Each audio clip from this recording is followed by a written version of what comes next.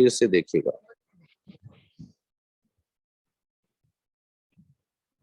Earthing और grounding of A point.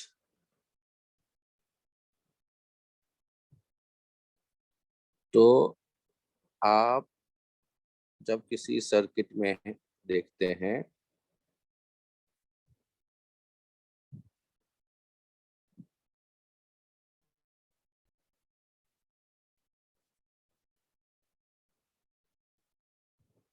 ये design बना हुआ, तो ये है V ग्राउंड 0, तो V Q ये भी 0, और हम जानना चाहते हैं VP कितना होगा। ये है 10 वोल्ट, ये है 12 वोल्ट, ये है 8 वोल्ट, ये है 2 ओम, ये है 4 ओम, 6, 8 ओम, 6 ओम। आपको बताना है P का पोटेंशियल कितना होगा। यदि ग्राउंडेड कर दिया Q को तो उसका पोटेंशियल 0 है, और P का हम ढूंढ रहे हैं। तो सॉल्व करते वक्त क्या करते हैं, पहले I पता करते हैं। I कैसे पता करेंगे, पॉजिटिव से निकला पॉजिटिव पे पहुंचा, अरे ये तो दुश्मन होगा, और ये फिर पॉजिटिव से निकला पॉजिटिव पहुंच गया, तो ये भी दुश्मन होगा। तो इसका मतलब हमने जो सोचा है ना, इसमें एक गड़बड़ है। ये 12 और 8 वाले जो हैं वो एक दूसरे के दोस्त होने वाले हैं। तो 12 और 8 वाले जब दोस्त होंगे तो वो तो डोमिनेट कर जाएगा सर्किट में। फिर से देखिए, ये 8 से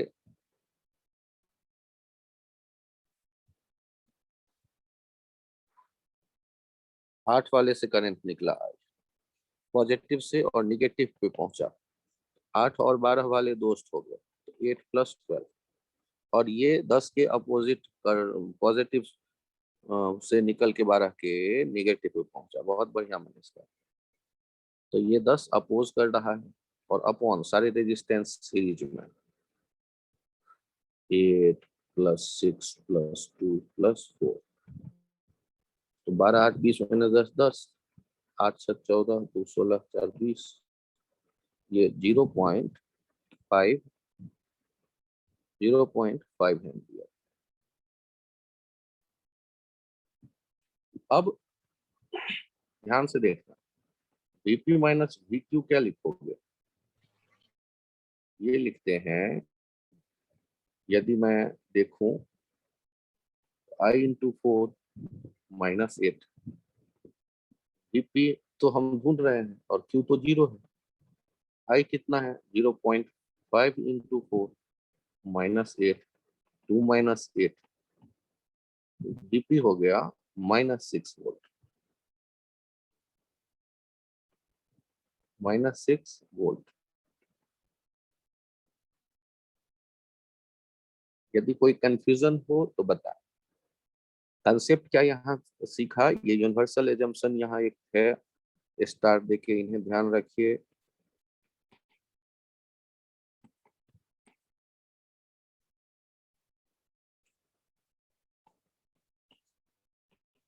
पोटेंशियल ऑफ ग्राउंड और अर्थ is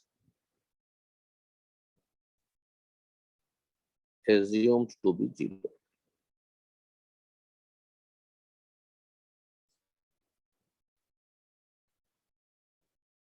Any point attached with ground must have 0 potential.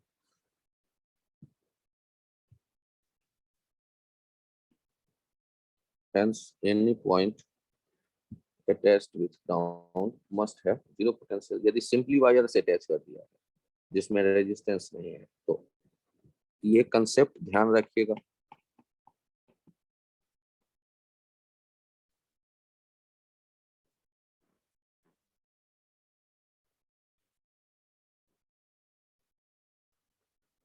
क्या ये पॉइंट एक बार और समझाऊं?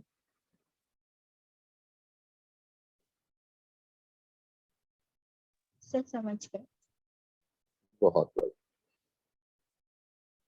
जिनके समझ में आ गया हैंड राइज कर दें प्लीज।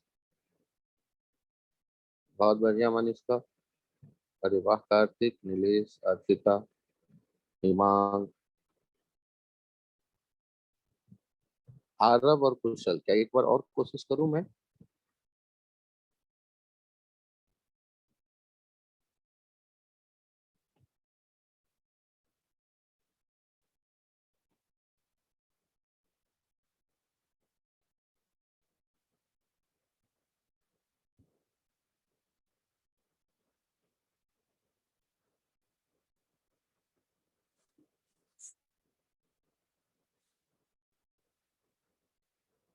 ये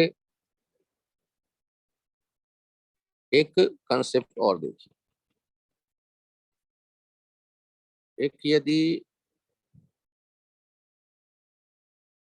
एल लेंथ और ए एरिया ऑफ क्रॉस सेक्शन और रो रेजिस्टिविटी और मास एम का ये रेजिस्टेंस होता, तो रेजिस्टेंस कैसे लिखते? रो L by A.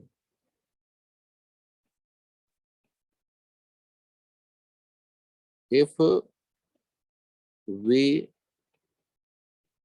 pull the wire to make its length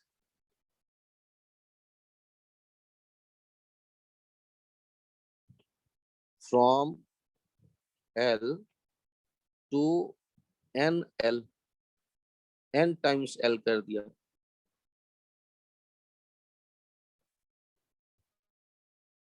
n times enlarged, n times enlarged कर दिया, then ध्यान से देखिए, ये जो रॉड था पहले ऐसे, अब हो गया है ऐसे,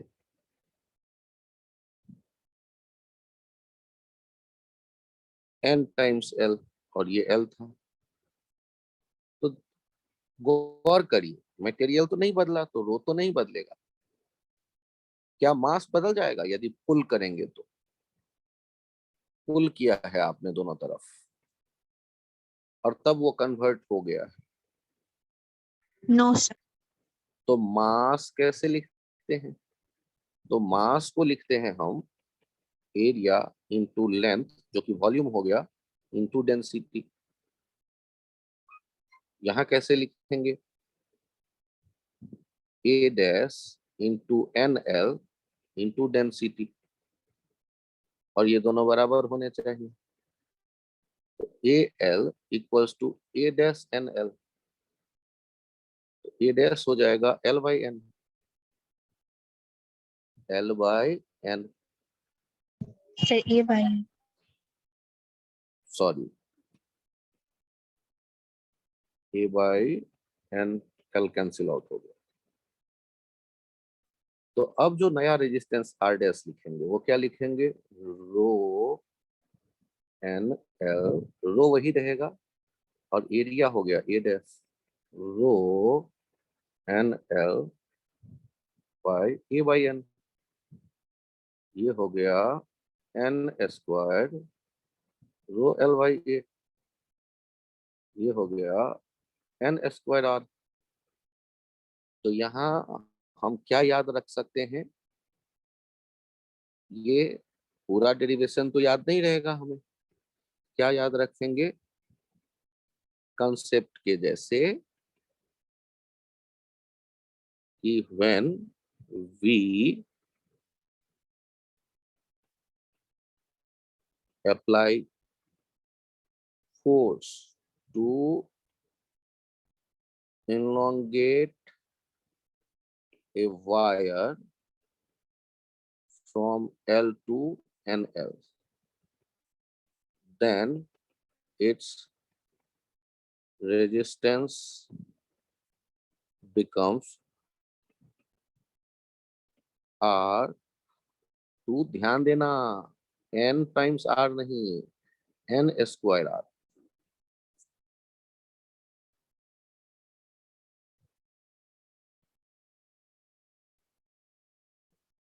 यहाँ आपको लगता हो D क्या है, तो D है डेंसिटी ऑफ मटेरियल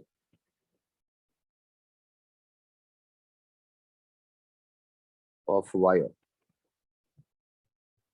और मास कैसे लिखते हैं, वॉल्यूम इनटू डेंसिटी।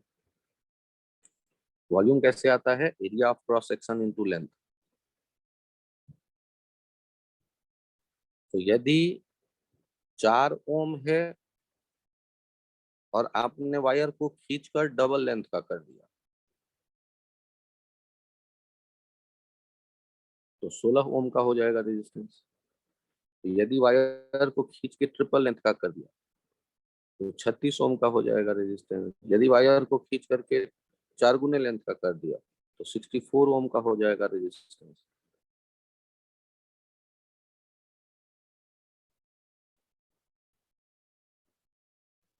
जिनके जिनके ये कंसेप्ट समझ में आया वो बताएं प्लीज, हैंड राइज करके। बहुत बढ़िया, मनीषा, अर्पिता, कार्तिक।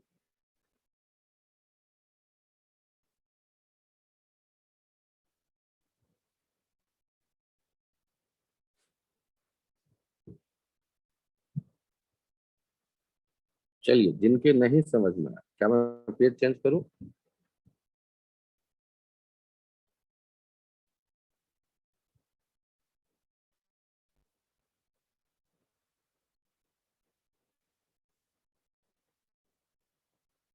एग्जाम्पल देखिए। If we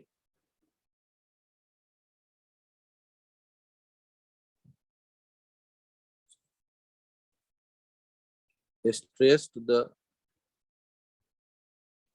wire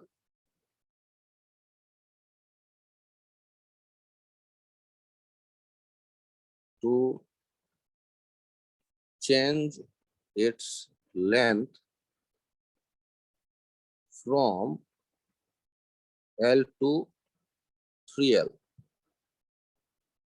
then its resistance will change from 5 ohm to R ohm.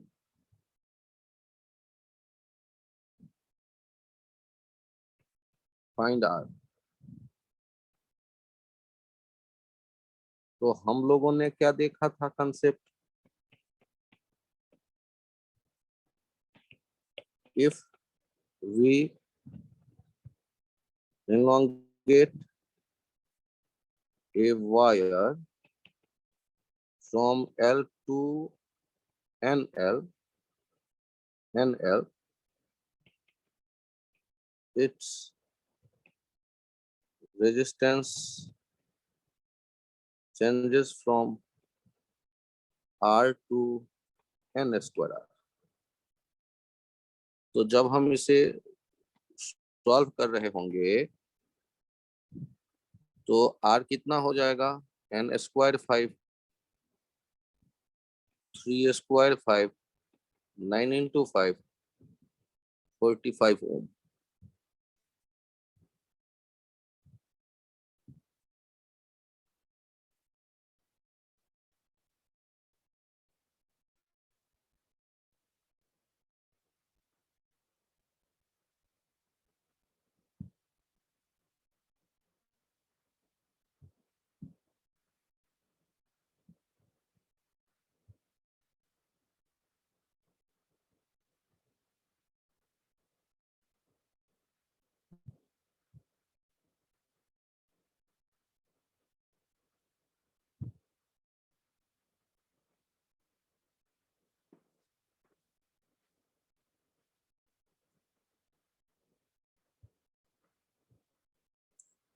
फिर से एक एग्जांपल देखिए। if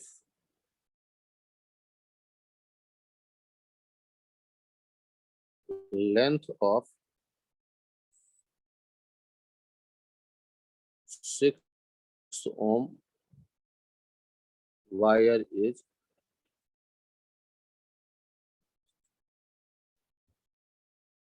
stretched to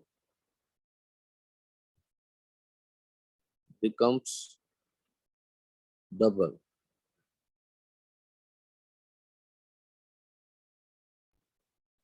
in size, then find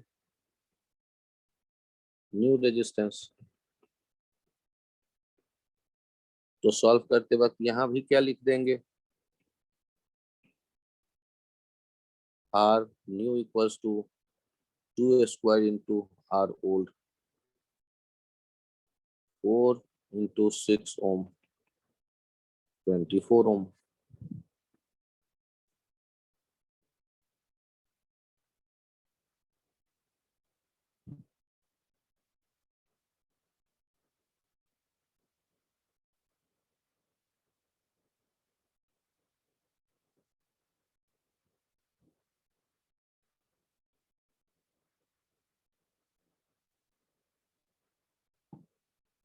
page change करूं,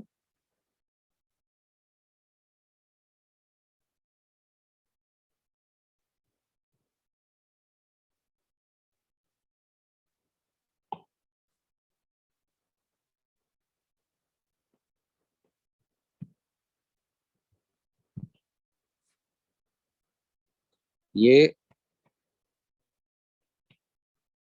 ammeter is an electrical device which is used in series to measure value of current in the particular arm of the circuit. Its symbol is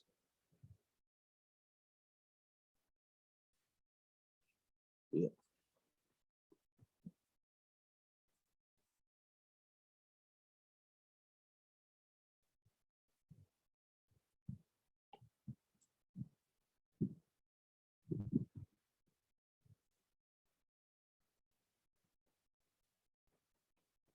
For ideal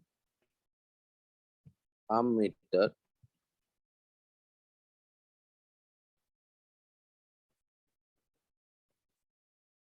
resistance of it must be 0 so that the effective resistance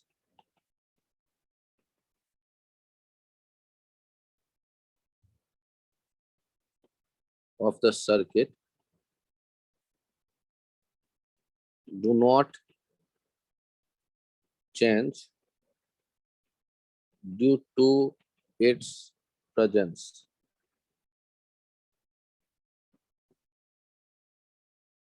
For ideal ammeter,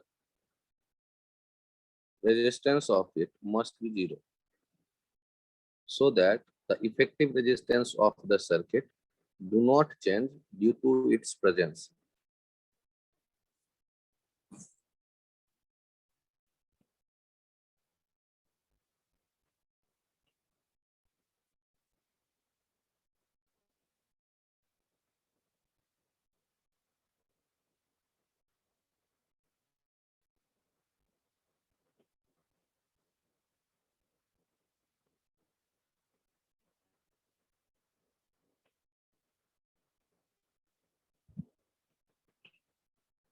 Find the reading of the ammeter. सुन, बहुत बढ़िया। तो जब आपको ऐसे question मिले तो solve करने के लिए ज्यादा रॉकेट साइंस मत सोचिए। आप तो सोचिए ऐसे V upon R total, V upon 20 upon 6 + 4 2 ampere. Hence reading कितना हो गया, यही करंट तो गुजरेगा मीटर से, 2 एम्पियर। ये जो करंट है यही तो गुजरने वाली है मीटर से। तो कितनी हो जाएगी, आई का वैल्यू 2 मीटर।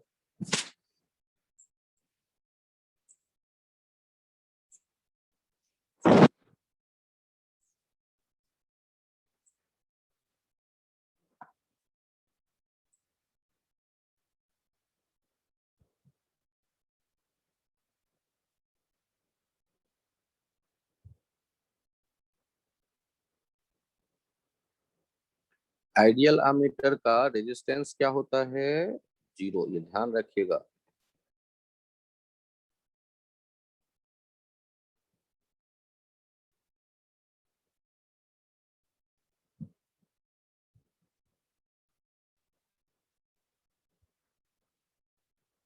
फिर से मैं एक बार लिख दूं, फिर से लिख देता हूँ।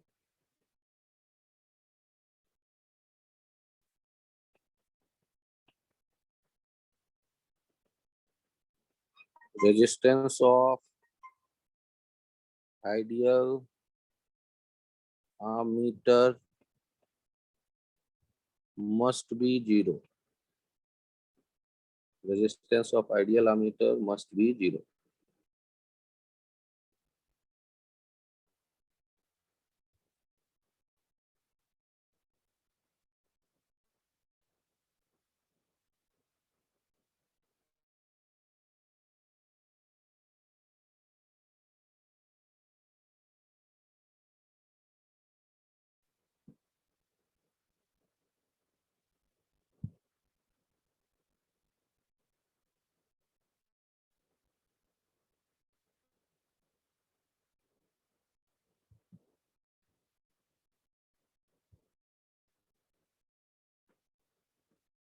पेज चेंज करूं,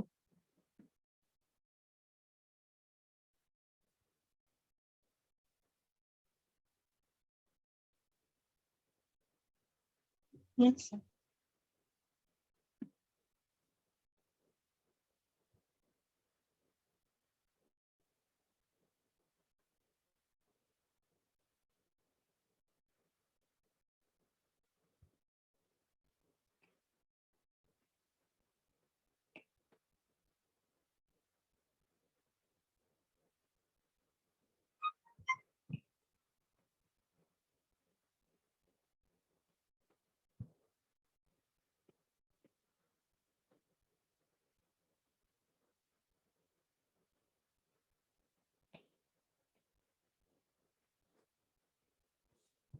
ये रीडिंग बताना है आपको एमीटर का। ध्यान से देखिए, सॉल्व करते वक्त ये करंट देखिएगा, यहाँ आएगा और वापस यहाँ से यहाँ। तो आपने क्या देखा कि यहाँ आई का वैल्यू होगा V/R टोटल। आर टोटल में देखिए 6 और 3 आपस में कितने है, पैरेलल में। 8 उसके साथ सीरीज में और 5 भी उसके साथ सीरीज में। और वोल्टेज कितना है, 45। 45/15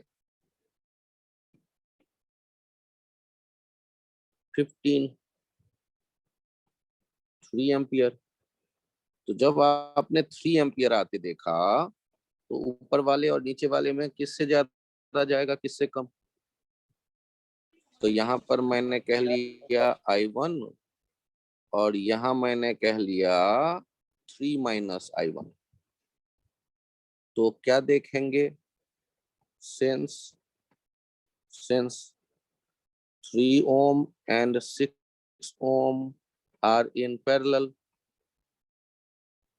implies that उनके जो पोटेंशियल डिफरेंस होंगे I1 into 6 और 3 into 3 minus I1, इनको बराबर कर दो। तो 9I1 इक्वल्स टू 9 हो गया, I1 इक्वल्स टू 1 ओम हो गया। तो रीडिंग जो होगा वो यही I1 तो गुजरेगा मीटर से, तो 1 एम्पियर कहलाएगा रीडिंग, 1 एम्पियर कहलाएगा रीडिंग। यही था ना मनीष का आपका? यस सर, इसको रेशियो में से डिवाइड करके भी देख सकते हैं। बहुत बढ़िया लिख सकते हैं, वो तो और भी आपका टाइम बचाता है। I1 आप डायरेक्ट लिखना चाहो तो लिख दो, 6 और 3 जब पैरेलल में हो तो 6 वाले से कम रेजिस्टेंस जाएगा, इनवर्स रेशियो 3/3 + 6 × I, 3/9 × 3, और ये कितना हो गया? ये हो गया 1 एम्पियर।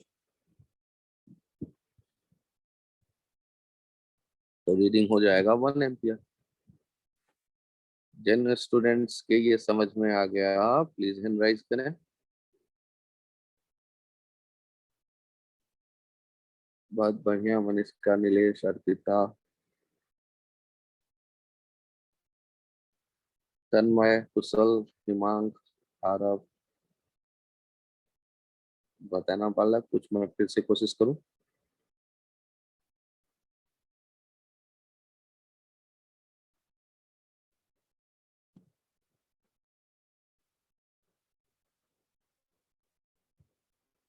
आमीटर का वहां होना और ना होना एक जैसा मान के चले। आप तो सर्किट को ऐसे देखें जैसे सर्किट में है ही नहीं आमीटर, वैसे ही देखो। 6 ओम, 3 ओम, 8 ओम, 5 ओम, 45 वोल्ट। फिर 6 और 3 को इकट्ठा करो,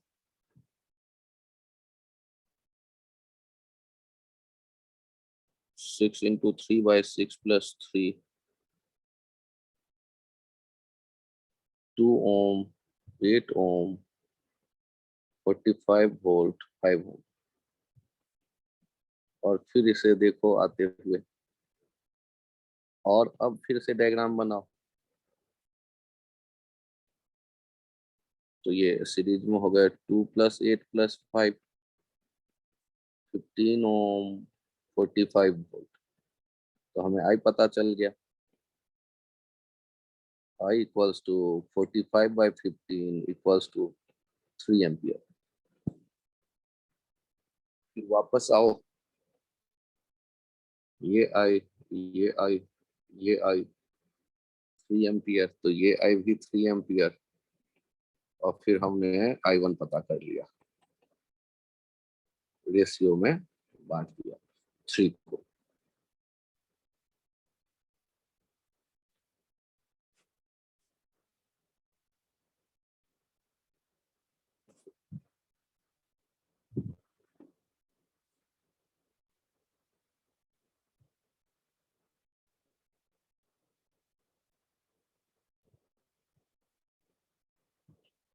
Voltmeter is used to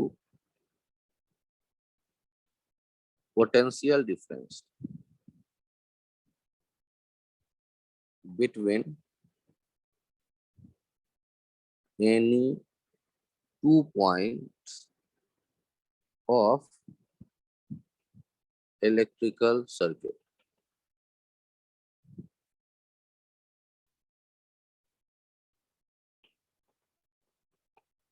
Ideal voltmeter, yeah, voltmeter is used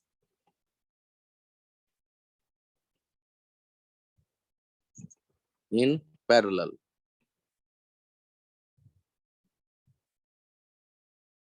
Ideal voltmeter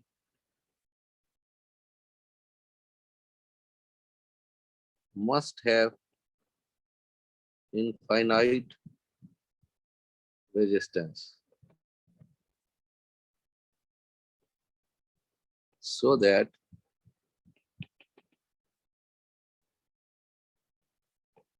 total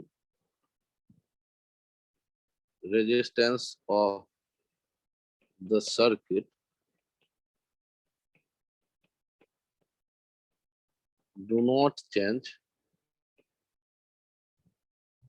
due to its presence.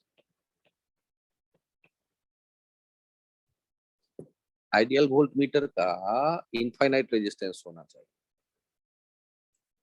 जिससे कि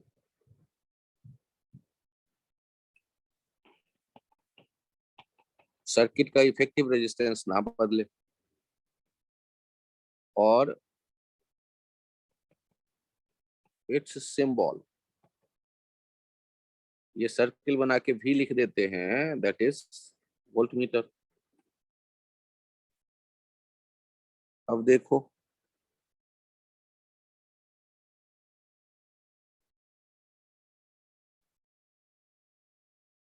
यहां मैं एक वोल्ट मीटर लगाता हूं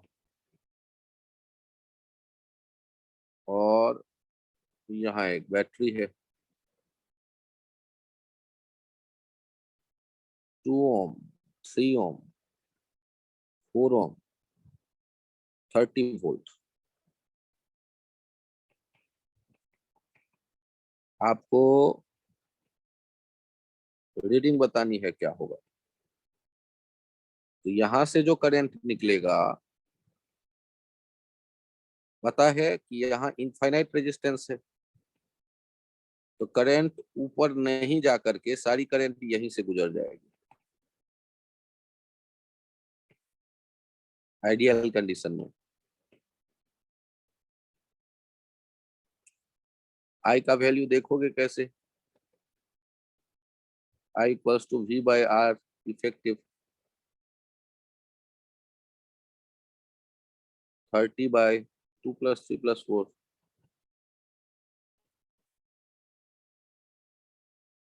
2 + 3 + 4, 30 बाय 9 एम्पियर। बहुत बढ़िया मनीष का। अब रीडिंग जो हम देखेंगे वो किस पॉइंट के बीच, ध्यान दीजिए, ये रीडिंग होगा इसी जिसके पैरेलल में ये जुड़ा हुआ है, एम एन पॉइंट के बीच। तो रीडिंग जो होगा ना वो वी एम एन होगा, एम से एन तक, और वो किसके बराबर है, आई इंटू 2 + 3। आई इंटू 2 + 3 का मतलब हो गया, आई का वैल्यू है 30/9 इंटू 5, 150/9 वोल्ट। ये रीडिंग हो जाएगा 150/9। बहुत बढ़िया। यदि ये कैंसिल आउट होगा 3 से, आप इसे बाद में कह दे सकते हैं रीडिंग 150/9 को 50/3 amphi volt, 50/3 volt.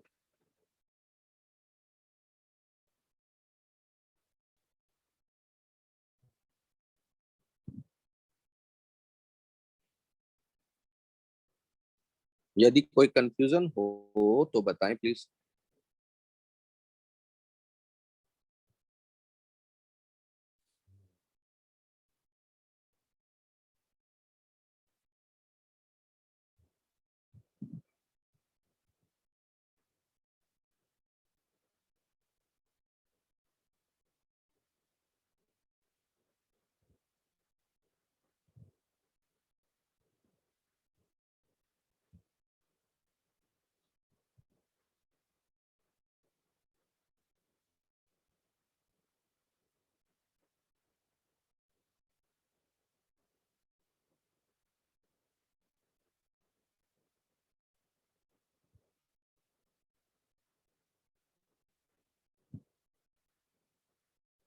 Page change करूं,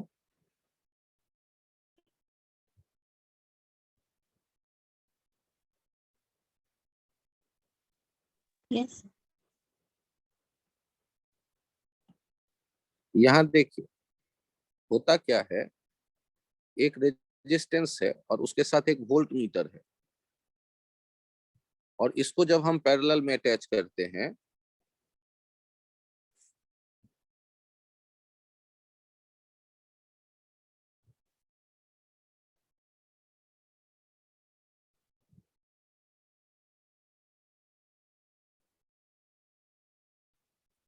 और यहाँ हमारे सामने में ये सर्किट है। तो ये R1 है, ये R2 है। तो वोल्ट मीटर के लगाने से टोटल सर्किट का ना बदले रेजिस्टेंस, ये कब पॉसिबल है? इसका रेजिस्टेंस आर भी कह लो, तो ये दोनों तो पैरेलल में है, पैरेलल। तो 1/R इफेक्टिव यदि हम करते हैं तो क्या लिखेंगे? 1/R1 plus 1/R voltmeter, 1/R1 plus 1/इनफाइनाइट 1/R1। आर इफेक्टिव क्या हो जाता है? R1 के बराबर। तो यदि हम आर भी लेते हैं इनफाइनाइट, तो ये सर्किट के रेजिस्टेंस को नहीं बदलता। एक पॉइंट आपने समझ लिया। और दूसरा पॉइंट कि यहां पर जो करंट आया, चूंकि इफेक्टिव रेजिस्टेंस नहीं बदला, तो सर्किट का करंट वोल्टमीटर लगाने से पहले था वो आएगा। अब यदि ये करंट यहां देखेंगे तो वो सारा इसी से जा रहा है, जैसे वोल्टमीटर नहीं होता तब जो जाता। यदि ये करंट यहाँ बंट जाएगा, कुछ आई डैश ऊपर चला जाएगा और आई माइनस आई डैश यहाँ आएगा, तो ऑब्वियस है कि यहाँ जो पोटेंशियल डिफरेंस हम देखना चाहते थे I/R1, वो बदल जाएगा। तो वो ना बदले इसके लिए जरूरी है कि ऊपर करंट ना जाए, नहीं के बराबर जाए, एटलीस्ट नहीं के बराबर। मतलब वो तभी पॉसिबल है जब ऊपर का रेजिस्टेंस क्या हो? इनफाइनाइट। तो आप इनवर्स रेशियो में बांटेंगे तो ऊपर वाले सर्किट में 0 जाएगा, तो सारा नीचे से ही जाएगा करंट। तो ये आइडिया यहाँ यूज हो रहा था। यदि एग्जाम्पल देखिए, तो कुल मिला के ये ध्यान रखना है कि पैरेलल में टच करते हैं, आइडियल वोल्टमीटर का रेजिस्टेंस इनफाइनाइट होता है। यहां देखिएगा, ये है वोल्टमीटर,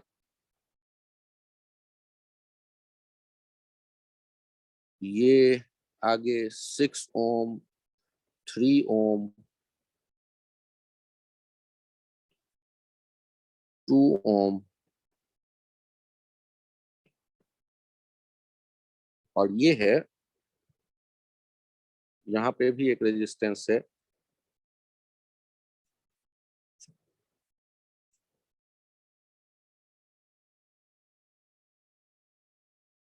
9 ओम,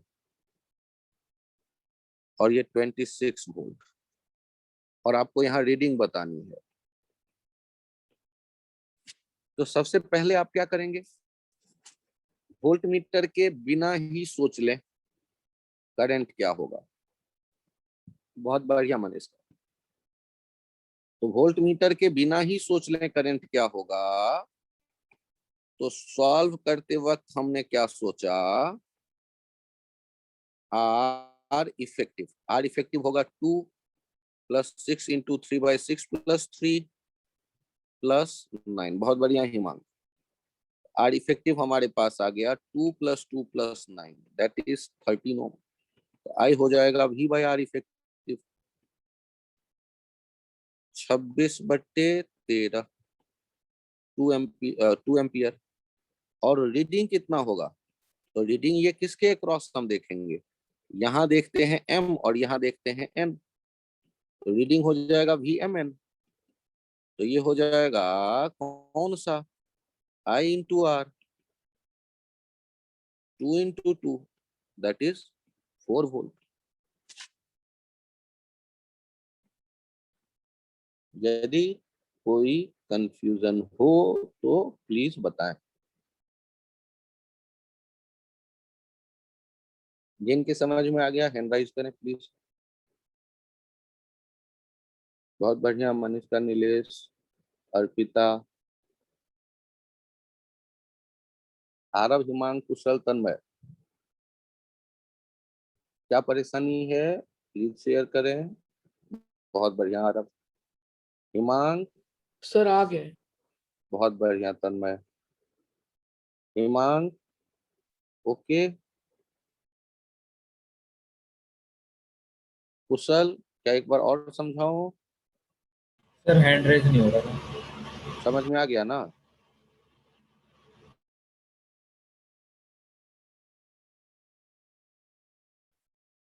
बहुत बढ़िया। डीपीपी आप लोग ट्राई कर लीजिएगा, और एक से मन ना भरे तो 2 ट्राई कर लीजिएगा, आसानी हो तो। और अपने जो डाउट हो इलेक्ट्रिक करंट के, वो आप लोग पूछ सकते हैं। क्लास अभी यहीं तक रखते हैं। Thank you, bye bye.